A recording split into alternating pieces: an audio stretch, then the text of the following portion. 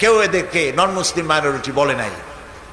সর্বশেষ জোট সরকার কাদিয়ানীদের প্রচার প্রপাগান্ডা বন্ধ করার জন্য সকল রক্তচক্ষুকে উপেক্ষা করে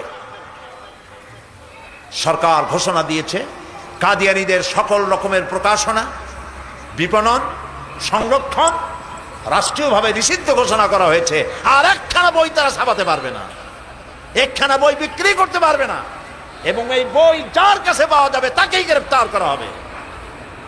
আলহামদুলিল্লাহ। কিন্তু আমরা খুশি হইতে পারি নাই 100%, 50% হয়েছি।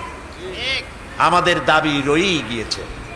সে দাবি হলো তাদেরকে আজ হোক কাল হোক নন মুসলিম, এরা মুসলমান নয়, এরা কাফের, এই কথা, তারা অমুসলিম, এ কথা রাষ্ট্রীয়ভাবে পার্লামেন্টে বিল উঠাইয়া পাশ করতে হবে। তবে জোট সরকার এদের বইপত্র নিষিদ্ধ ঘোষণা করে দিয়ে গোটা জাতির প্রতি শ্রদ্ধা প্রদর্শন করেছে। আলহামদুলিল্লাহ। সেজন্য প্রধানমন্ত্রীকে আমরা মোবারকবাদ জানাতে পারি। দুর্ভাগ্যজনক সত্য, রাষ্ট্রীয়ভাবে যখন তাদের বইপত্র নিষেধ করা হলো তখন বিরোধী দলীয় নেত্রী তিনি কাদিয়ানীদের পক্ষ অবলম্বন করলেন। তিনি বললেন এটা নাকি মানবাধিকার লঙ্ঘন হয়েছে এবং মানুষের ফ্রিডম অব স্পিচ, কথা বলার স্বাধীনতাকে লাগাম লাগানো হয়েছে। ফ্রিডম অব স্পিচ কি? আমার বাক স্বাধীনতার অর্থ কি আমার মায়ের বিরুদ্ধে কথা বলা? আমার বাক স্বাধীনতার অর্থ কি আমার জন্মদাতার বিরুদ্ধে কথা বলা? আমার বাক স্বাধীনতার অর্থ আল্লাহ এবং রসুলের বিরুদ্ধে কথা বলা? সুতরাং তিনি যে কাজটি করলেন, কাদিয়ানী বিষয় কি তার কাছে জানা নাই। যদি জানতেন তাহলে এমন কথা বলতে পারতেন কিনা আমি জানি না। আর যদি জেনে বলে থাকেন, কাদিয়ানীদের পক্ষ অবলম্বন করে থাকেন, তাহলে তিনি 14 কোটি মুসলমানের কলিজায় আঘাত এনেছেন এবং এই আঘাতের জবাব তিনি টের পাবেন আগামী নির্বাচনে।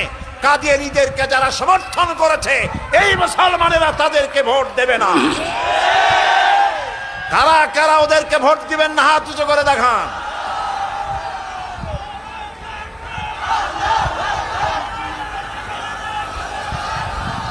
হাত নামা, হাত নামা, বলি আলহামদুলিল্লাহ।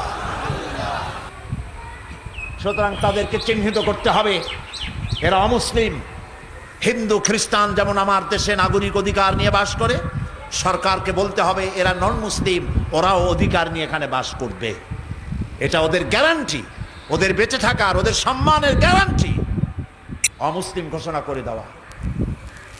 সেই জন্য কাদিয়ানীরা যে অমুসলিম, তারা যে মুসলমান না, এইটা বোঝার জন্য আপনাকে জ্ঞান অর্জন করতে হবে ওরা কি কি বলেছে। গোলাম মোহাম্মদ কাদিয়ানী কি কি বলেছে আমি গত জানুয়ারি মাসের 21, 22, 23 পল্টনে বক্তব্য করেছিলাম। তাফসীর মাহফিল, 27তম তাফসীর মাহফিল। দ্বিতীয় দিন শুধু আলোচনা করেছি কাদিয়ানীদের উপরে। গোলাম মোহাম্মদ কাদিয়ানীর অসংখ্য বইতে কোথায় কি কি সে বলেছে সেগুলি তত্ত্বভিত্তিক আমি আলোচনা করেছি।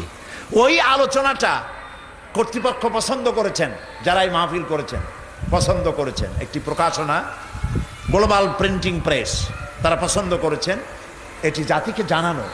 এই মাহফিলে যারা আসছেন আমি বিশ্বাস করতে পারি না 1%ও জানেন কিনা যে কাদিয়ানীরা কেন মুসলিম, 1%ও জানেন কিনা।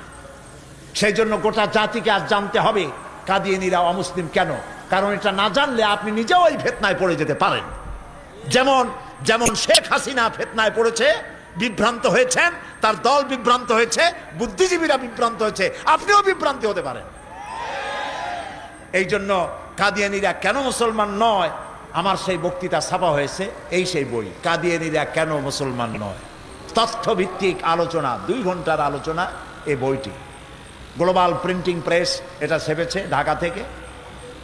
এই সুন্দর বইটি 50 টাকা হাদিয়ায় তারা বিক্রি করে। ঢাকা থেকে এসেছে, এখানে কোথায় তারা বসেছে আমি জানি না। আপনারা যাওয়ার সময় বইটি খুঁজে নেবেন। প্রত্যেক মুসলমানের বইটি পড়া দরকার এবং কাদিয়ানী ফিতনা বর্তমান সময়ের